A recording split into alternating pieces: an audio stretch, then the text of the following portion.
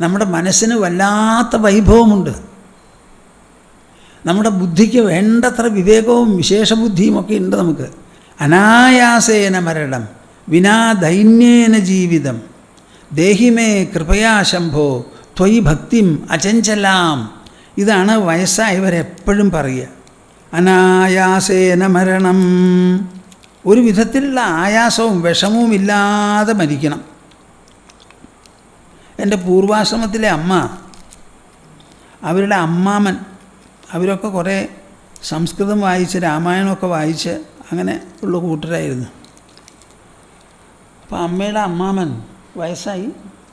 ഒരു ദിവസം അടയുണ്ടാക്കിയത്ര. എന്തടാ? ഇലയടയല്ല, ദോശമാതിരി ഒരു അടയുണ്ട്, പരിപ്പും കിരിപ്പൊക്കെ ഇട്ടിട്ട് നന്നായിരിക്കും. ഇത്തിരി കനത്തിലുണ്ടാക്കും, നല്ലോണം ഒന്ന് മൂക്കും ചെയ്യത്. ദോശമാതിരി ഇങ്ങനെ മടക്കി വയ്ക്കാൻ പറ്റില്ല. അപ്പോൾ അടയുണ്ടാക്കി കൊടുത്തു. അത് കുറേശ്ശെ കുറേശ്ശെ ആയിട്ട് പൊട്ടിച്ച് തിന്നു അത്രേ. എന്നിട്ട് ഒരെണ്ണവും കൂടി വേണമെന്ന് പറഞ്ഞു. അപ്പോൾ അത് കേട്ട് അടുക്കളയിലുള്ളവർ അത് ഉണ്ടാക്കി അങ്ങോട്ട് കൊടുത്ത അടിയിൽ അടുത്തെത്തുമ്പോഴേക്കും ടപ്പെന്നൊരു പോക്കം കഴിഞ്ഞു. നമ്മുടെ പുരുഷോത്തമ സ്വാമിജി തൃശ്ശൂരിലെ ആസ്പത്രിയിൽ അഡ്മിറ്റ് ചെയ്തിരുന്നു. അപ്പോൾ എനിക്ക് ടെലിഫോൺ വന്നു. ഞാൻ അദ്ദേഹം പോകുന്നതിന് മുമ്പ് ഞാൻ വരാമെന്ന് പറഞ്ഞ് വരണ്ടാന്ന് പറഞ്ഞ് അന്ന് കാലത്ത് പോകാൻ പുറപ്പെട്ടിരിക്കുകയായിരുന്നു. എന്താ സംഭവിച്ചത്? കുളിയൊക്കെ ഒന്ന് കഴിഞ്ഞു. ഇന്ന് കാലത്ത് ഞാൻ സംസാരിച്ചു. കുളിയൊക്കെ കഴിഞ്ഞ് ബനിയൻ എടുത്തിടാൻ പുറപ്പെടുന്ന സമയത്ത് ബനിയൻ ചോദിച്ചു. അത് കൊണ്ട് ഇങ്ങനെ കൊടുക്കുന്ന സമയത്ത് ടപ്പെന്ന് പോയി. അങ്ങനെ ആയിക്കൂടെ? നിങ്ങൾ ആരെങ്കിലും ഇങ്ങനെ ആവശ്യപ്പെടുന്നുണ്ടോ? അനായാസേന മരണം. ആ ഒരൊറ്റ വാക്കിൽ അല്ലെങ്കിൽ പദദ്വയത്തിൽ നിങ്ങൾ ഫോക്കസ് ചെയ്യൂ. അനായാസേന മരണം, അനായാസേന മരണം, അനായാസേന മരണം, അനായാസേന മരണം. ആയാസമില്ലാത്ത മരണം. വിനാ ദൈന്യേന ജീവനം. ദീനതയില്ലാത്ത ജീവിതം. മനുഷ്യന് മാത്രമാണ് ഒരു വിശേഷപ്പെട്ട ശക്തി. എന്താ? എന്ത് വേണമോ, യോ യദിച്ഛതി തസ്യ തത്. ആരെന്തിച്ഛിക്കുന്നുവോ അവനതായിത്തീരും. അതിനാണ് നമ്മുടെ മനസ്സ്. ഏത് മനസ്സാണ് അങ്ങനെ ആവുക? ശുദ്ധ മനസ്സ്, കളങ്കമില്ലാത്ത മനസ്സ്, പരപീഡനം ചെയ്യാത്ത മനസ്സ്.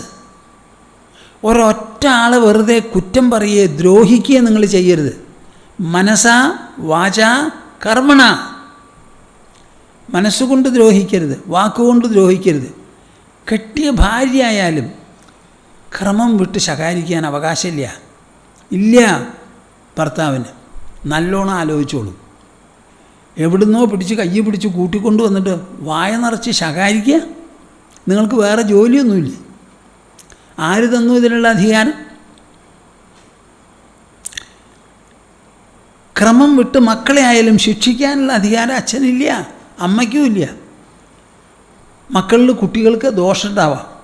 ആ കുട്ടികളെ നിങ്ങളറിയാതെ ചോദിക്കുന്നുണ്ടാവും, എൻ്റെ അച്ഛ, എൻ്റെ അമ്മേ, എന്നെ ഇങ്ങനെ വായ നിറച്ച് കുറ്റം പറയുന്നുണ്ടല്ലോ, എനിക്ക് ദോഷമുണ്ടെന്ന് പറഞ്ഞ്. കുറേ ദോഷമില്ലാതെ ഗുണമുള്ള മകനെ എന്താ പ്രസവിക്കാത്തത് നിങ്ങൾ?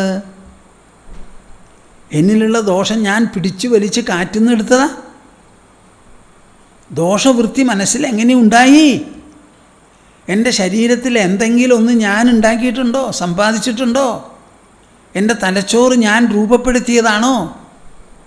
എൻ്റെ ബുദ്ധിയിലും മനസ്സിലും ഉദിക്കുന്ന വൃത്തികൾക്ക് ഞാനാണോ ഉടമസ്ഥൻ? അപ്പോൾ എൻ്റെ കുട്ടി നന്നായില്ല എന്ന് പറയുമ്പോൾ ആരുടെ നെഞ്ഞത്താണ് കൈവയ്ക്കേണ്ടത്?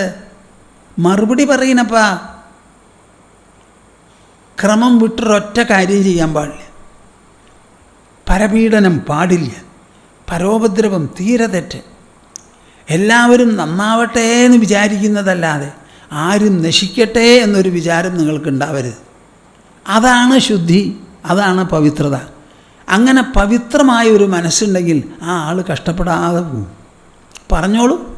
അനായാസേന മരണം വിനാ ദൈന്യേന ജീവനം ദേഹി മേ കൃപയാ ശംഭോ ത്വയി ഭക്തിമചഞ്ചല.